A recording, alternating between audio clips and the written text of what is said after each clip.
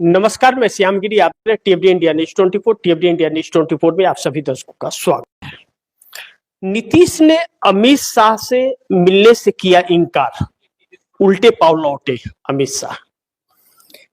NDA में खेल जल्द ही होने वाला है। अब आप दर्शक इसे बड़ी ध्यान से समझने का प्रयास कीजिए। बिहार की राजनीति अचानक अब उबाल मार और भारतीय जनता पार्टी अपनी आदतों से बाज आ जाएगी, ऐसा कभी सोचिएगा भी मत, क्योंकि सिर्फ सत्ता पर राज करने के लिए आई है। इस देश पर राज करने के लिए आई हुई यह सरकार है। यह सरकार इस देश के लिए नहीं है, यह तो मान लीजिएगा, क्योंकि इसके दो तीन वजहों से आपको समझना पड़ेगा। अब पहले समझने की यह कोशिश करनी पड़ेगी कि आखिर अमित शाह सीमांचल में गए, पटना नहीं आए। कहा जा रहा है कि नीतीश कुमार ने मना कर दिया मिलने से, इस तरह की चर्चा चल रही है। अब अगर नीतीश कुमार ने अमित शाह से मिलने से इनकार कर दिया तो आप इसे वह भी देखिए कि चुनाव के वक्त भी नीतीश ने अमित शाह को 15 मिनट का वक्त दिया था मिलने के लिए। मिल नहीं रहे थे, 15 मिनट का वक्त दिया था और 15 मिनट में सब कुछ सबको बाहर निकाल दिया। 15 मिनट के अंदर 5 मिनट बैठ करके बात हुई और चलते बने नीतीश कुमार। अब पटना नहीं आए, कहा जा रहा है कि नीतीश कुमार ने मिलने से इनकार कर दिया, तो इसके वजहों को समझना हम सभी को बहुत जरूरी है, क्योंकि इस वक्त जो राजनीति के अंदर हलचल मची हुई है, भारतीय जनता पार्टी चूंकि हर तरफ से फंसी हुई है, तो इसका दो तीन कारण है। पहला कारण यह है कि नीतीश कुमार ने भारतीय जनता पार्टी के मंत्री को फटकार लगा करके राबड़ी देवी के आवास को जो खाली कराने की योजना भाजपा की थी, उसको समाप्त कर दिया, धराशायी कर दिया। दूसरा, सदन के अंदर नीतीश कुमार को हटा करके और भारतीय जनता पार्टी का सीएम बनाने का साजिश रचा गया था, विधायक निधि बजट के लिए के बहाने, आप यह कह सकते हो। तो ऐसे में भारतीय जनता पार्टी के विधायकों ने कहा था कि वोटिंग करा लीजिए, आपको तो आज ऐलान करना ही पड़ेगा, लेकिन नीतीश ने किया नहीं। वोटिंग की बात करके नीतीश कुमार को चौंका दिया भारतीय जनता पार्टी ने। नंबर 2। नंबर 3, आरसीपी सिंह को नीतीश कुमार किसी भी कीमत पर अपने जेडीयू में लाना चाहते हैं और भारतीय जनता पार्टी उन्हें रोकने का हर संभव प्रयास कर रही है, संजय झा और ललन सिंह के जरिए। नंबर 3। नंबर 4, नीतीश कुमार के बेटे निशांत कुमार को संजय झा, ललन सिंह अपने थ्रू राजनीति में लाना चाहते हैं और नीतीश कुमार को एग्जिट करना चाहते हैं और निशांत कुमार को डिप्टी सीएम बना करके भारतीय जनता पार्टी का सीएम बनाने की साजिश चल रही है, जो नीतीश कुमार ने इनकार कर दिया। और दूसरा, नीतीश कुमार विपक्ष यानी कि इंडिया गठबंधन के नजदीक अब जा रहे हैं और कहा जा रहा है कि 130 विधायकों का टारगेट उनका तैयार है।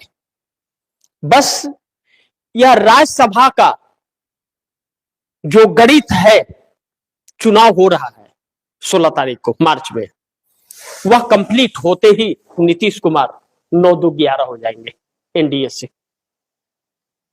यह वक्त बताएगा, मैं अभी इसका पुख्ता आपको नहीं बता सकता कि चले ही जाएंगे, लेकिन नीतीश कुमार के व्यवहार इस वक्त और जो कदम है वह इस तरफ संकेत कर रहे हैं। अब एक समस्या और भी है जो आप दर्शकों को समझना बहुत जरूरी है। सीमांचल में अमित शाह गए और अमित शाह सीमांचल में जाकर के घुसपैठियों की बात की है। सीमांचल में घुसपैठियों की बात अमित शाह किए तो कह रहे हैं कि वहां भाषण देकर के कि घुसपैठियों को देश से निकालेंगे एक एक को, जिसका घुसपैठियों के घरों पर बुलडोजर चलाएंगे। ऐसे में नीतीश कुमार का कहना यह था कि बिहार में घुसपैठिए नहीं है, यानी कि केंद्र सरकार और बिहार सरकार के अंदर जंग छिड़ गई कि बिहार सरकार कह रही है कि बिहार में घुसपैठिए नहीं है, अमित शाह कह रहे हैं कि घुसपैठिए हैं। अब उस सीमांचल के अंदर अमित शाह इस बयान को दे रहे हैं कि जो सीमांचल, बिहार का सीमांचल वाला हिस्सा पश्चिम बंगाल का बॉर्डर से लगता है और पश्चिम बंगाल बांग्लादेश के बॉर्डर से लगता है, लेकिन बिहार के अंदर घुसपैठियों को आने की संभावना बहुत कम होती है, बल्कि पश्चिम बंगाल में और असम में इसकी संभावना बनी रहती है। लेकिन अगर बनी रहती है और घुसपैठी आए तो अमित शाह गृह मंत्री है, गृह मंत्रालय के अंतर्गत यह सब आता है, तो आधिकारिक रूप पर गृह मंत्रालय से यह नोटिस क्यों नहीं निकाल रहे कि इतने घुसपैठिए हैं बिहार में, इतने घुसपैठिए बंगाल में, इतने घुसपैठिए आसाम में, इतने घुसपैठिए उत्तर प्रदेश में, बाकी राज्यों में क्यों नहीं इसका आंकड़ा देते? क्या ब्यूरोक्रेसी ने उन्हें कोई रिपोर्ट नहीं दी? और बॉर्डर सुरक्षा की जिम्मेदारी गृह मंत्रालय का है, राज्य सरकार का नहीं। तो 11 साल से अमित शाह क्या हर कीर्तन कर रहे थे गृह मंत्रालय में बैठ के? क्या कर रहे थे? यानी कि पश्चिम बंगाल के चुनाव के मद्देनजर यह सारे कारनामे किए जा रहे हैं। बिहार चुनाव के वक्त कारनामे किए गए और पश्चिम बंगाल चुनाव के कारनामे। लेकिन इसी के साथ साथ एक साजिश बिहार के अंदर और चली जा रही है। गौतम अडानी की एंट्री हो गई बिहार में और गौतम अडानी को लुटेरा कहा जाता है और देश लुटाया भी जा रहा है उनके पीछे, इसमें कोई शक नहीं है। अब ऐसे में घुसपैठिए के नाम पर कहीं ऐसा तो नहीं कि अमित शाह का प्लान है कि बुलडोजर चलाकर और जमीनें खाली करा करके अडानी को देने का? कोई संयोजित एक योजना पर तो अमित शाह काम नहीं कर रहे, क्योंकि यह अक्सर हो रहा है, क्योंकि 20 साल बाद नीतीश कुमार के हाथ से गृह मंत्रालय भारतीय जनता पार्टी के हाथ गया और सम्राट चौधरी गृह मंत्री है, पूरा प्रशासन उनके हाथ में है और गृह मंत्रालय के अंदर ही यह सारी चीजें आती हैं। ऐसे में सम्राट चौधरी डिप्टी सीएम बनते ही वह बुलडोजर चलाना चालू करती है। इसी के मद्देनजर तो नहीं किया जाता, क्योंकि गरीबों के घरों पर बुलडोजर चल रहा था और गरीबी में अव्वल नंबर पर बिहार आता है। तो बिहार को उबारने का नहीं, बिहार को गुलाम बनाने की तरफ भारतीय जनता पार्टी लेकर के जा रही है। और इतने 20 सालों में इन लोगों को घुसपैठिया नजर नहीं आया और आज आया है, तो 1000 सवाल वहां उठ खड़े हुए। अब ऐसे में भारतीय जनता पार्टी कब्जा करना चाह रही है बिहार पर, तो नीतीश कुमार इससे नाखुश है और नीतीश कुमार जानते हैं कि भारतीय जनता पार्टी के हाथ में बिहार चला गया तो फिर बिहार के भाग फूट जाएंगे और फिर हटा पाना मुश्किल होगा। तो नीतीश कुमार विपक्ष को जीवित रखना चाहते हैं बिहार के अंदर और खुद की पार्टी के भी वजूद को बचाए रखने के लिए उन्हें भारतीय जनता पार्टी का साथ छोड़ना ही पड़ेगा। अब ऐसे में नीतीश ने भारतीय जनता पार्टी को क्या यह माने कि बाय बाय कर दिया, इसलिए अमित शाह पटना नहीं आए, उल्टे पांव चल पड़े अमित शाह? कह सकते हैं, क्योंकि अमित शाह गए और नीतीश कुमार से नहीं मिलेंगे, ऐसे कैसे हो सकता था? नीतीश कुमार ने मना कर दिया, ऐसी चर्चा बिहार में चल रही है।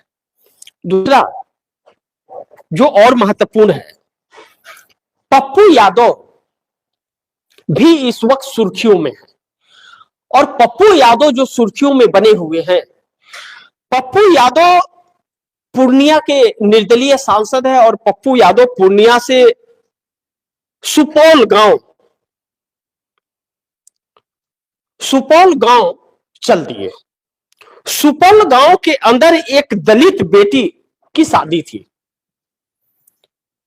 हाथों में मेहंदी, घरों में खुशहाली, सब कुछ, और वह बच्ची, दलित की बच्ची नल पर पानी लाने के लिए कुछ जाती है और वहां से दबंग उठा ले जाते हैं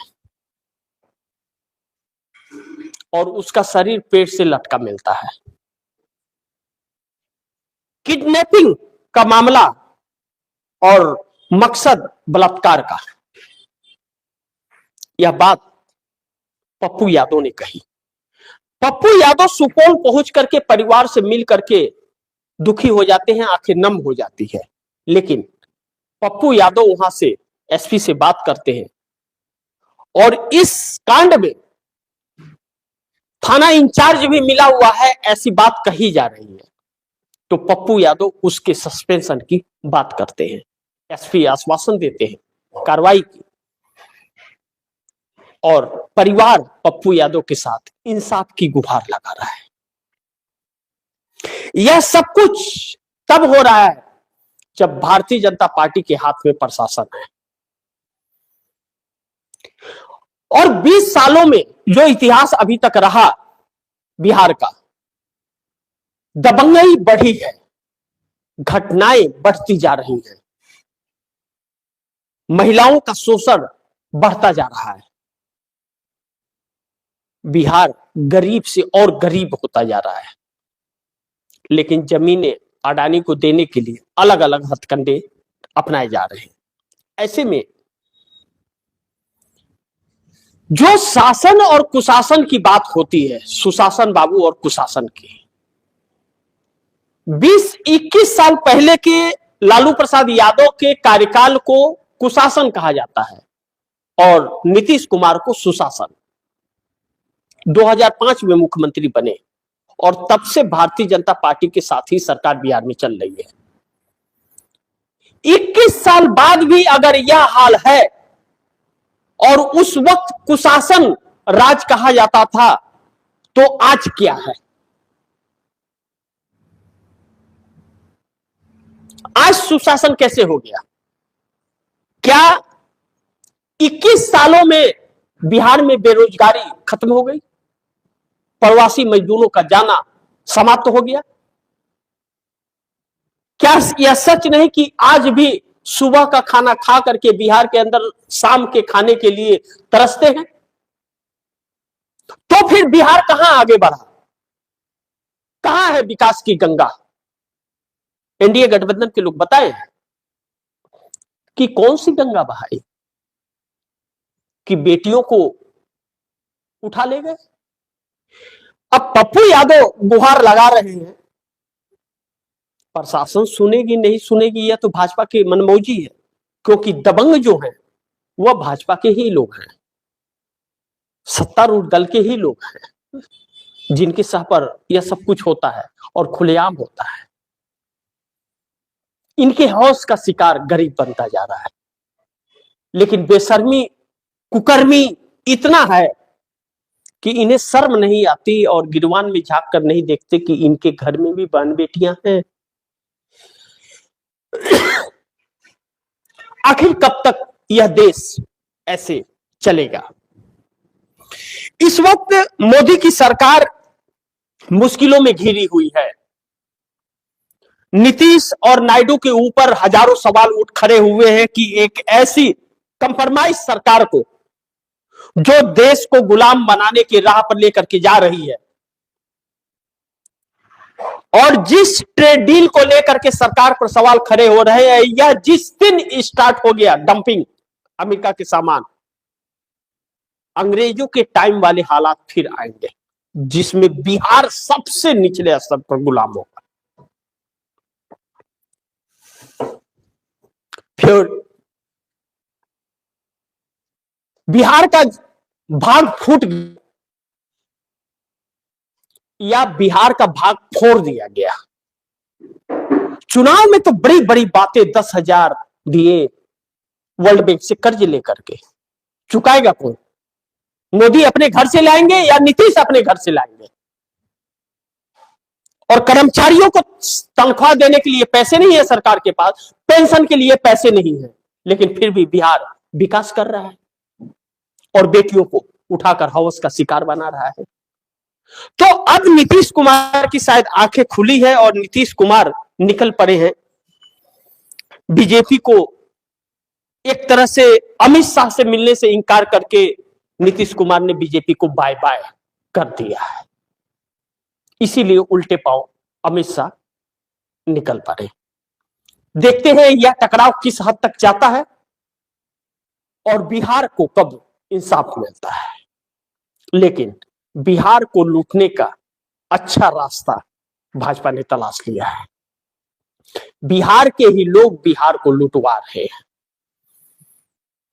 देखते हैं आगे क्या होता है। जो भी होगा खबरें आप दर्शकों तक लाते रहूंगा। आप दर्शकों की क्या राय है, क्या सुझाव है, कमेंट बॉक्स में जरूर दीजिएगा। गुजारिश करूंगा इस खबर को ज्यादा से ज्यादा शेयर करें, अपने दोस्तों को भी कहे कि आगे शेयर करें।